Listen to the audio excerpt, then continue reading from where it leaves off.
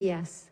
Antes de pasar al reporte, queremos primero que nada informar y lamentar el fallecimiento de 2 personas de trabajadores de la salud que dedicaron su vida a dar por los enfermos. Me estoy refiriendo al señor Juvenal Campos, del Centro de Salud Familiar Gabriela Mistral, a quien entregó toda su dedicación a apoyar y acompañar a los enfermos. Y también al doctor René Sánchez Bascuñán, que durante más de 3 décadas trabajó atendiendo pacientes en el Hospital Sotero del Río hasta los últimos días de su vida. Es por eso que queremos hacer este reconocimiento a ellos, a profesionales, a trabajadores de la salud que han entregado todo lo suyo para también hacerse cargo y apoyar en esta pandemia tan grande que ha azotado a nuestro país. En segundo lugar, queremos agradecer de una manera muy profunda a todas las personas que en el día de ayer salieron a las 21 horas a apoyar con aplausos, con sirenas, los carabineros, apoyando a los trabajadores de salud, dándoles esa fuerza, ese impulso para que sigan trabajando por los enfermos. Pero también queremos agradecer a otras personas, aquellos que cuidan a los adultos mayores, aquellas personas que están preocupados de los más débiles, aquellos trabajadores silenciosos que hacen que tengamos nuestra cadena de abastecimiento todos los días. Son todos trabajadores que en forma silenciosa han permitido que durante este periodo podamos nuestro país seguir adelante. Es por ello que son personas que tenemos que agradecer de una manera muy profunda. Son ellos la fuerza que nos ha inspirado para poder seguir trabajando. Son fuerza y orgullo de Chile. Por eso es importante reconocerlos, por eso es importante mirarlos y por eso es importante también aplaudirlos. Voy a pasar ahora al reporte de todos los días. Con respecto a la situación mundial sigue siendo la pandemia azotando al mundo entero, con más de 5.400.000 personas contagiadas, de las cuales 351.000 personas han fallecido. En el mundo, los Estados Unidos sigue siendo el país que presenta más casos confirmados hasta la fecha, con 1.600.000 personas confirmadas a este momento. En segundo lugar, sigue siendo la América, Brasil, está Brasil en Latinoamérica, Perú y también Canadá, los países que registran el mayor número de casos. ¿Cuál es la situación en nuestro país en las últimas 24 horas, como informamos todos los días? Se registraron 4.328 casos confirmados en el día de ayer, de los cuales 3.956 son casos que presentan síntomas y 372 personas sin síntomas, lo que nos suma un total de 82.289 personas contagiadas a la fecha, de los cuales más de 33.540 se han recuperado. Queremos lamentar el fallecimiento de 35 personas. En el día de ayer se registraron, lo que suma 841 personas fallecidas hasta la fecha. Quiero hacer una pequeña reflexión y lo que hemos visto con respecto a la situación de nuestro país. Es verdad que hemos hecho hincapié y sabemos que los adultos mayores, los enfermos crónicos, son las personas que se enferman con una manera mayor severidad. Sin embargo, hemos visto una situación particular que nos preocupa. Hemos visto que más del 50% de las personas que se infectan son jóvenes menores de 40 años, de los cuales también hemos visto que alrededor de un 12% de las personas que se hospitalizan son jóvenes menos de 40 años. Es por eso que estamos frente a una pandemia que es muy grave, que tenemos que darnos cuenta que es una pandemia que nos puede azotar a todos. Es decir, cada uno de nosotros puede ser víctima de terminar hospitalizado y de terminar en una unidad de cuidados intensivos. Es por eso que seguimos haciendo un llamado muy importante a cuidarnos, a tener respeto, a preocuparnos de estar alejados de otro, a respetar las medidas sanitarias que hemos impuesto, distanciamiento social, lavado de manos, mantener las cuarentenas obligatorias que nos ha exigido la autoridad para disminuir el progreso de esta pandemia. Finalmente, quiero dar el número de los exámenes que hemos reportado hasta el momento. Se han reportado en las últimas 24 horas 13.398 exámenes, lo que suma un total de 541.523 exámenes COVID-19 hasta el momento. Voy a dejar ahora al ministro de Salud, Jaime Mañalich. Muy buenos días. Quiero destacar lo que ha señalado la subsecretaria en el sentido de que nos hemos movido en los reportes de esta pandemia que nos afecta en el paradigma de que esta afecta fundamentalmente y produce letalidad en los adultos mayores. Y como ella ha señalado, creo que es importante enfatizar que esto es parte de la información. Más de la mitad, no es que las personas mayores se contagien con más frecuencia. Todo el mundo tiene la misma probabilidad de infectarse de acuerdo a las medidas de alejamiento social, cuarentena, y más del 50% de los casos confirmados hasta la fecha son personas menores de 40 años. Tenemos fallecidos entre en ese grupo de edad, y quiero enfatizar, ¿no es cierto?, que incluso en una edad tan joven como 25, 29 años, tenemos muchos casos. Los pacientes hospitalizados menores de 40 años en unidades de tratamiento intensivo son el 12% del total de hospitalizados. Vale decir, si bien es correcto señalar que a mayor edad hay una mayor probabilidad de hospitalizarse en una unidad de tratamiento intensivo, conexión a ventilación mecánica, etcétera, la gente más joven no está inmune a esto, y la responsabilidad que estamos pidiendo no es solo porque sin uno no hay todos, vale decir, la influencia que hace uno en una cadena de solidaridad, sino también porque tiene que haber conciencia que las personas jóvenes se enferman, demandan hospitalización y le quitan cupo a quienes tienen la mayor frecuencia de enfermedad. En relación a la situación de hoy día, tenemos 1.251 personas en una unidad de tratamiento intensivo por COVID, de los cuales 1.048, un número que se ha mantenido relativamente estable, están conectados a un ventilador mecánico, dado que algunos entran y otros salen.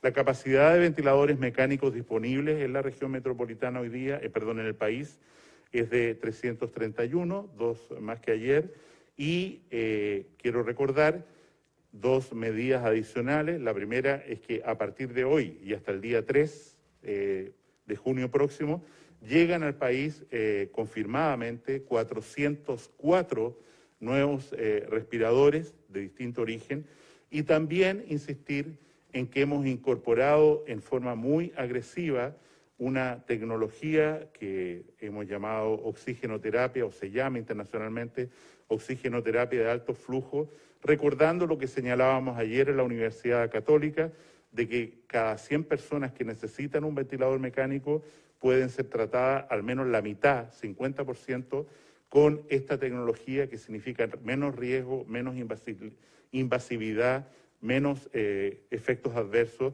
y un periodo de tratamiento y recuperación más acotado. Tenemos hoy día 250 de estos equipos en Chile.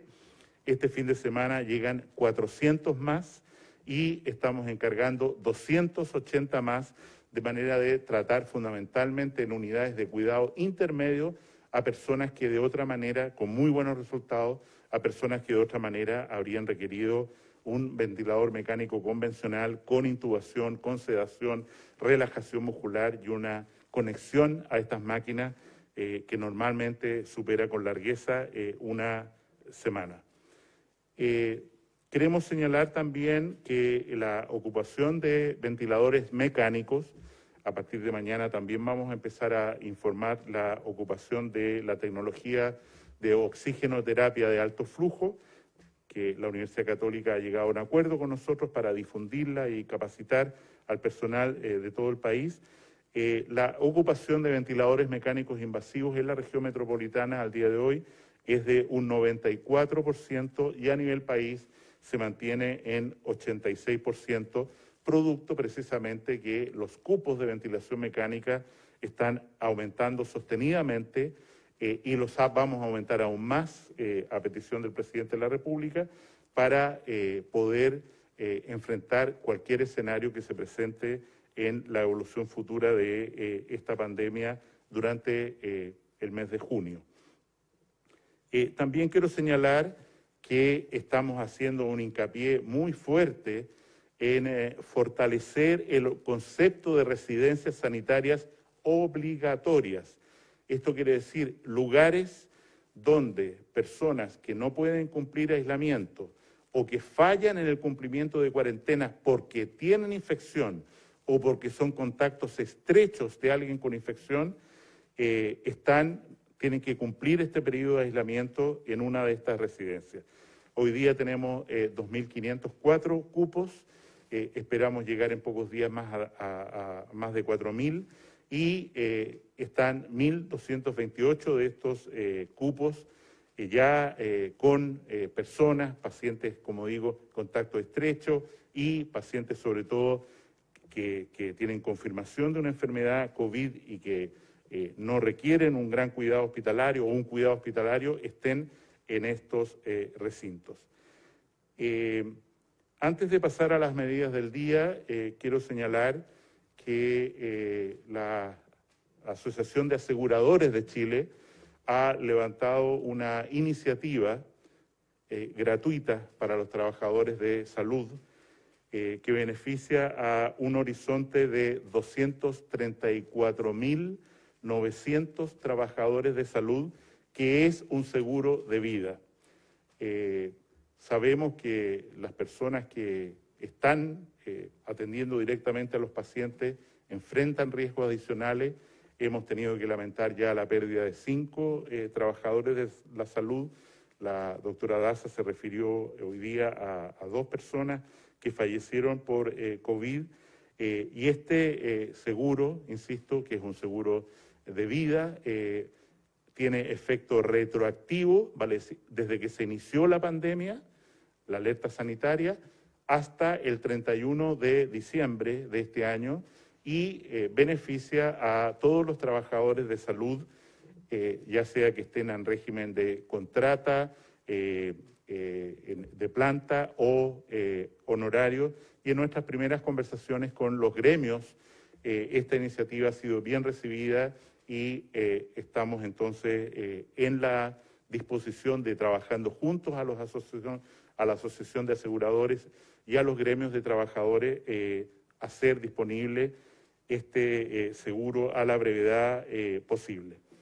Respecto a las medidas concretas que corresponde al señalar hoy día miércoles para los próximos días, quiero mencionar que en la reunión de la mañana y con todos los datos sobre la mesa, se ha tomado la decisión que salgan de cuarentena las comunas de Antofagasta y Mejillones, dado que tienen una disminución importante de nuevos casos y la cuarentena que se ha prolongado por 21 días a este día viernes ha empezado a surtir el efecto deseábamos y también la colaboración de la ciudadanía en esta región de Antofagasta ha sido muy relevante y es por eso, ¿no es cierto?, que fortaleciendo, insisto, la estrategia de alerta de residencia sanitaria para pesquisar casos y llevarlos a unidades de aislamiento,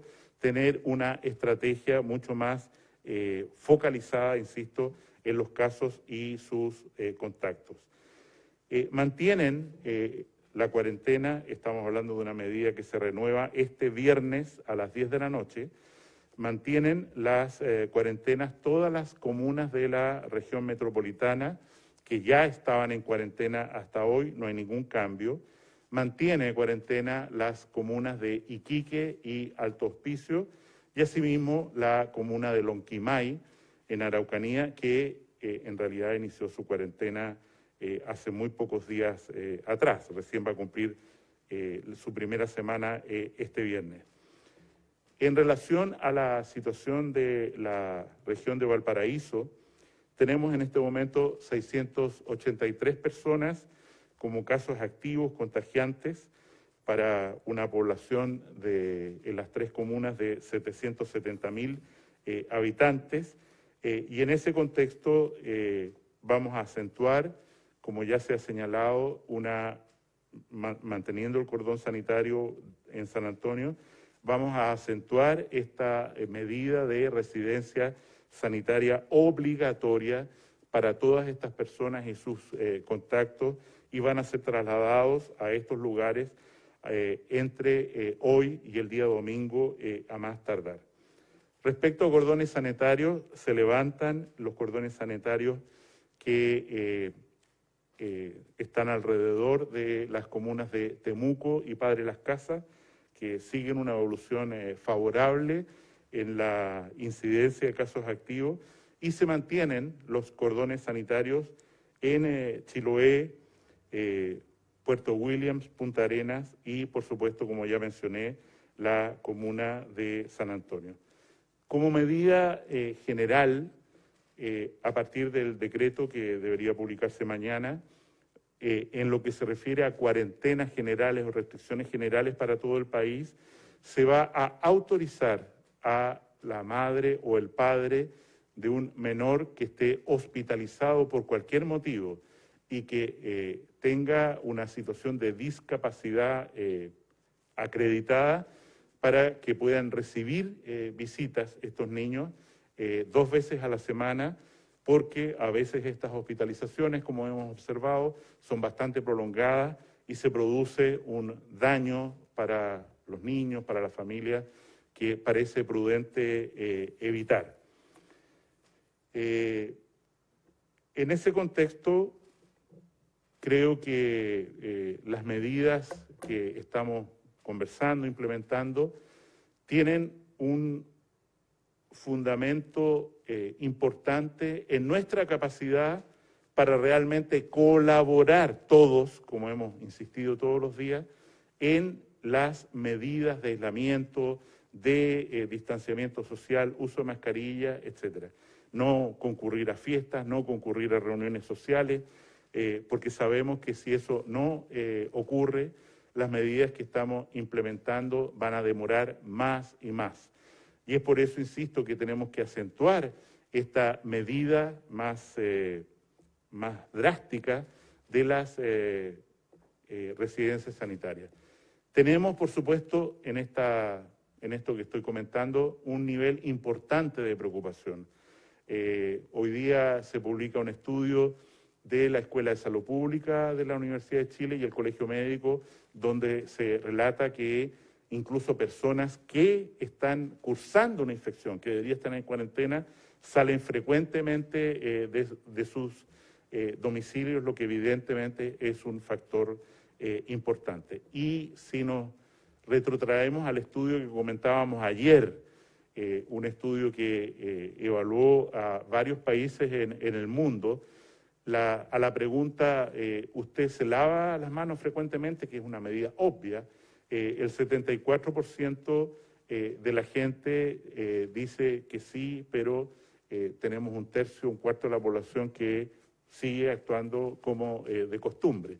Y en la otra pregunta, que es muy relevante, que se refiere, ¿no es cierto?, a salida social, a mantener distanciamiento físico, solamente la mitad de las personas en Chile dice que está haciendo medidas nuevas, adecuadas a la situación sanitaria que vivimos, lo que nos deja en una situación muy preocupante respecto al seguimiento comunitario, social y de las personas, de todas estas medidas que repetimos incansablemente a través de este medio, y que los medios de comunicación también, y los anuncios en la prensa, en la televisión, en la radio, no se cansan de advertir, y desgraciadamente, a pesar de ello, mantenemos un nivel de movilidad, de contacto con otros, de falta de lavado de manos, de falta de uso de mascarilla, que es evidente y muchos canales de televisión así lo han documentado, nos pone en una situación de mucho riesgo, de aumento de casos y de prolongación de estas medidas de cuarentena. Vemos que en la semana actual respecto a la anterior, tenemos una cierta mejoría, una cierta tendencia favorable en la mayoría de las comunas de la región metropolitana, pero insisto, para que esta cuarentena pueda ser levantada y la gente pueda volver a algún nivel de trabajo, a algún nivel de autosuficiencia, es imprescindible la colaboración de todos. Si uno falla, todos fallamos, y es por eso que no nos cansamos de repetir este mensaje diariamente. Preguntas, por favor.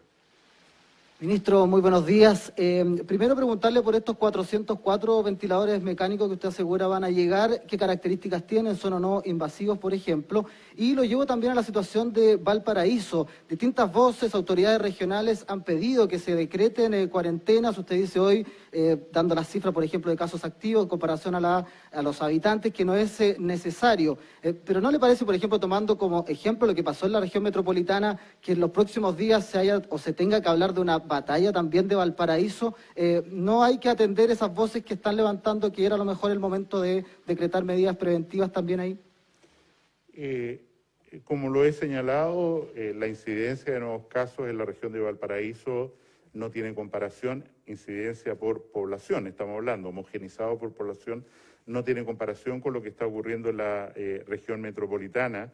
Y en ese sentido, las guerras o las batallas hay que librarlas con los instrumentos que corresponden en su momento. Si llegamos a tener cuarentena, no puedo negar que es una opción en el futuro, es porque todas estas medidas de precaución, de aislamiento, de conciencia ciudadana no están siendo respetadas. De manera tal que gran parte de la responsabilidad de lo que ocurra en la región de Valparaíso depende, ¿no es cierto?, de que estas medidas efectivamente se respeten. Los datos numéricos que tenemos hoy día no avalan todavía la dictación de una cuarentena total, como debería ser, o abarcar toda la región, pero esto es extraordinariamente dependiente de que efectivamente, como de alguna manera vemos en la comuna de Viña del Mar y Valparaíso, y no en la de San Antonio, tengamos una tendencia favorable en los próximos días, gracias a la conducta de las personas y a la vigilancia, por supuesto, que hacen los municipios, las Fuerzas Armadas y Carabineros para el respeto de estas medidas decretadas y que son claras para todo el mundo.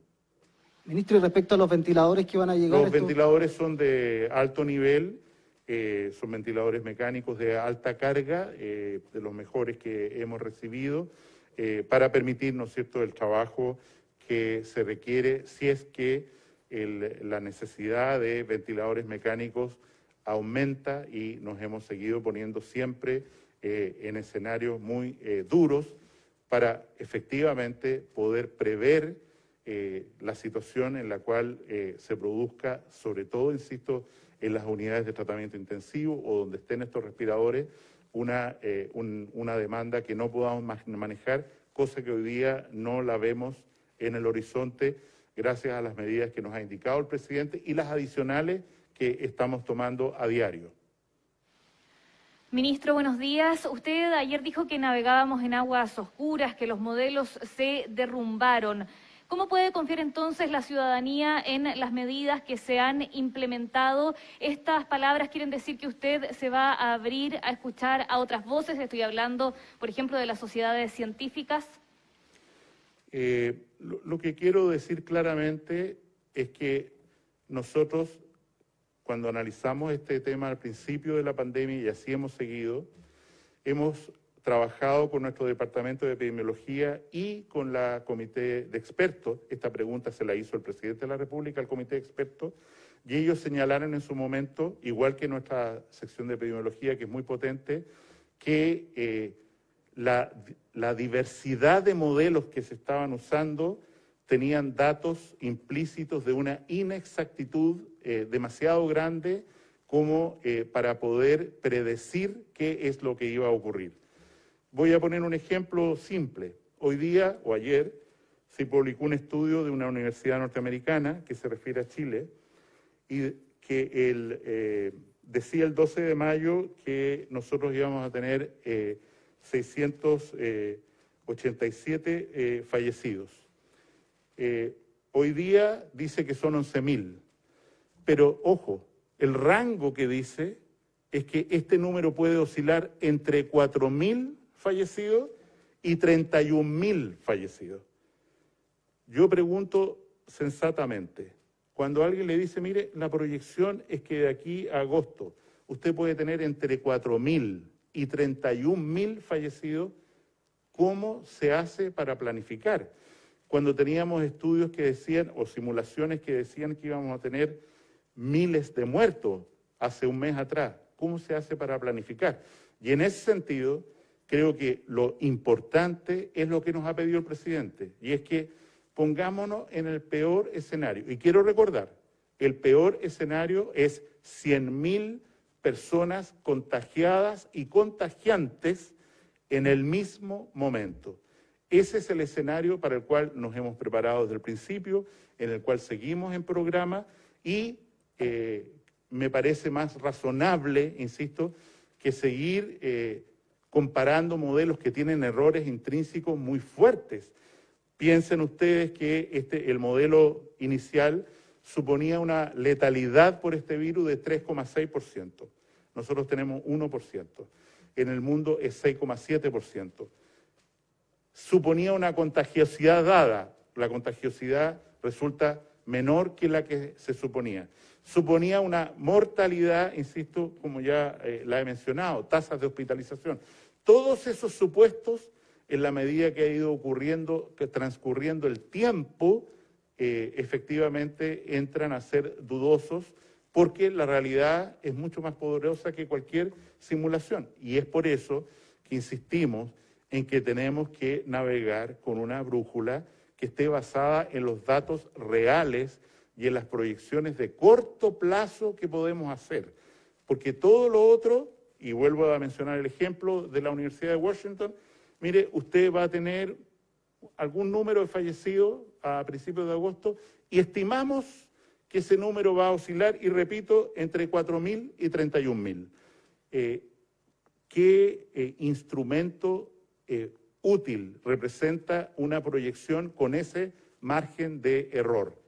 Margen de error que es el que produce la incertidumbre que tenemos hoy día frente a la evolución de esta pandemia, por supuesto. Ministro, aunque estamos lejos de estas cifras del peor escenario, igualmente nuestra red de salud está colapsada. Entonces, ¿qué modelos vamos a tener que seguir insistiendo en ese punto? El modelo que nosotros estamos siguiendo, insisto, es el de responder a las necesidades y anticiparnos a las necesidades que estamos viendo en los números reales. Y es por eso, yo lo dije, me parece hace 2 días atrás, que habiendo tenido un escenario hasta hace de aporte de camas críticas, de 4.100 camas críticas funcionando en un momento determinado, lo hemos subido ya a 4.800 camas críticas. Si es necesario, lo vamos a subir más. Si es necesario traer más respiradores, vamos a traer más respiradores. Esta incorporación que no se había considerado al principio en el modelaje de respuesta, la oxigenoterapia de alto flujo, representa una capacidad adicional de tratar intensivamente a, estoy diciendo, casi 1.000 personas adicionales a las que teníamos contempladas en la vía de ventilaciones mecánicos convencionales. Buenos días, ministro. Usted aludía a este estudio de la Universidad de Washington que, claro, proyecta 11.000 muertes para nuestro país por COVID-19 al 4 de agosto. También este estudio habla de 236 muertes diarias desde el 24 al 26 de julio. Le quería preguntar si efectivamente estas cifras tienen asidero con el actual escenario que enfrenta nuestro país. Es un escenario que se ve factible.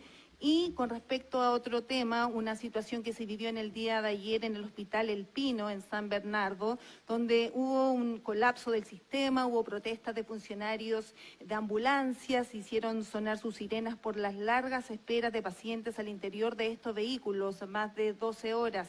¿Qué sucede particularmente en este recinto? ¿Qué medidas se están haciendo para evitar que se repita este tipo de situaciones? En relación a las proyecciones de la Universidad de Washington y otras, porque todos los días aparecen proyecciones, nosotros estimamos que las cifras que prevén de letalidad, confiamos en que no ocurran y estamos luchando, salió esta novedad ayer, luchando para que sí no ocurra. Nosotros mantenemos una letalidad estable de 1% y ha tendido más bien a la baja. Y eso en parte es mérito de poder contar con los recursos médicos, enfermeras, tratamiento intensivo, para tratar a quienes lo requieran, como han ido aumentando cada día, ¿no es cierto? Tenemos hoy día 1.200 pacientes en una unidad de tratamiento intensivo producto del coronavirus y esto sigue subiendo y seguimos respondiendo. En relación al Hospital El Pino o antes en el Hospital San José, en fin, es evidente que tenemos un aumento de las consultas y de las demandas sobre los servicios de urgencia, independiente de que esto ocurre con bastante frecuencia todos los inviernos. Hoy día tenemos un desafío excepcional porque muchos de esos pacientes pueden venir contagiados por coronavirus y requieren algún tratamiento de oxígeno o alto flujo o ventilador lo antes posible para no correr riesgo. El dispositivo que montamos en el Hospital San José de un triage previo de ambulancia, en la visita en los patios del San José, está funcionando y tenemos que replicar lo mismo y referir, como ocurrió el subdirector médico del hospital se ocupó de este asunto esta mañana y como ustedes mismos reportaron, ya las ambulancias despejaron esta demanda y fueron referidas a otros lados. ¿Cuáles son estos otros lados? Fundamentalmente en el país, las 500 camas o más que se necesiten de hospitales de campaña que se están transformando en los sitios fundamentales de recepción de estos pacientes y hacia allá tenemos que referirlos y estamos, como digo, ocupadísimos en que eso ocurra rápidamente, no solo en la región metropolitana, sino en todo el país. Ministro, buenos días. El desempleo en el Gran Santiago llegó al 15,6%, una de las cifras más altas de los últimos 30 años. En el Monitoreo Nacional de Síntomas y Prácticas, una encuesta entregada a la Mesa Social COVID y que usted hacía referencia, se indica que el 15% de los contagiados en cuarentena debe salir a trabajar más de una vez a la semana. Más allá del llamado al autocuidado que permanentemente se hace por parte de las autoridades, ¿qué está fallando, ministro? ¿La ayuda por parte del Estado o tal vez la fiscalización en el cumplimiento efectivo de esta cuarentena? Me parece que la ayuda, para hablar en términos económicos, que ha puesto el gobierno del presidente Piñera a disposición de quienes más están sufriendo esta verdadera pandemia social, está destacado en todo el mundo y se están entregando los subsidios, el ingreso familiar de emergencia, seguros de desempleo, cajas con alimentos que han sido muy valoradas por la ciudadanía y es un empeño en el cual, por supuesto, el gobierno no va a mermar. A su pregunta, es comprensible que una persona diga yo vivo del día y si no hago algo, y hay que ir en apoyo de ella para que efectivamente tenga ese sustento, pero amarro con que para que esa persona no tenga un impacto tan grave como el que está teniendo, tenemos un compromiso solidario de todos. O sea, a lo mejor a algunos, ¿no es cierto?, estos periodos de cuarentena les producen poca afectación en su vida diaria, pero para la inmensa mayoría sí. Y cuando yo no respeto una medida y salgo a la calle, tengo que saber, o ando en el metro sin mascarilla, tengo que saber que estoy dañando a esas personas más que a nadie y produciendo, insisto, una catástrofe social independiente de las medidas de ayuda que el gobierno ha implementado. La coincidencia que usted señala entre 15% de personas que no respetan la cuarentena y esta encuesta de empleo, creo que no se debe hacer porque son dos estudios diferentes que no están vinculados en uno con el otro.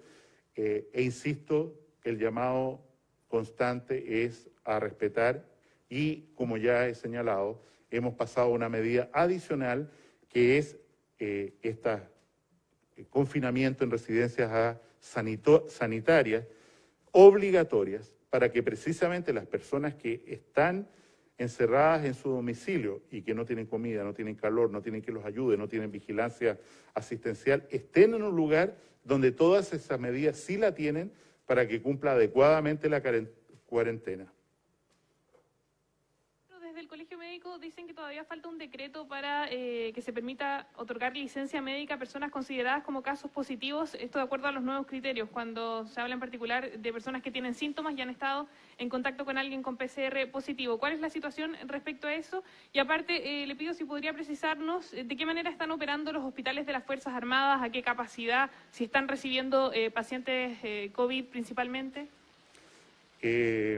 En relación a la definición de caso, estamos esperando una última definición del comité de expertos.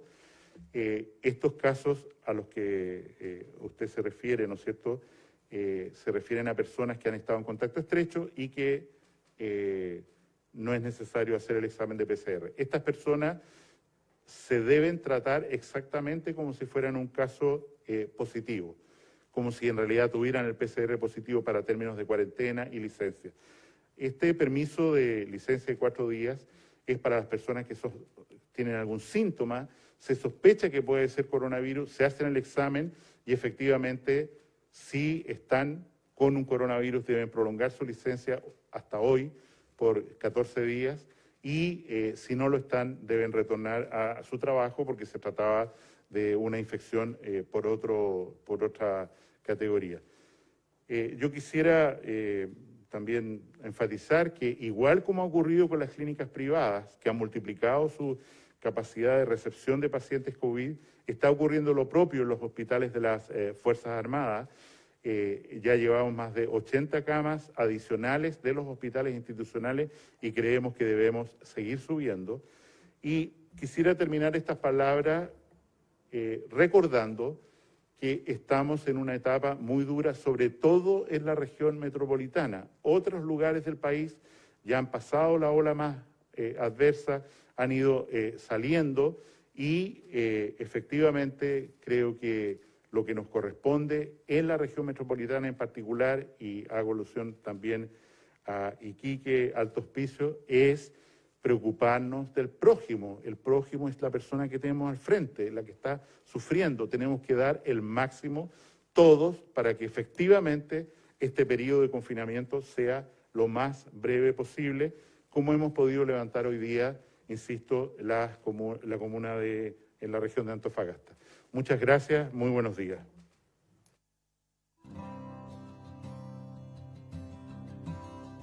Transmitió el Gobierno de Chile. Agradecemos a los canales de televisión y radioemisoras que integraron esta red voluntaria.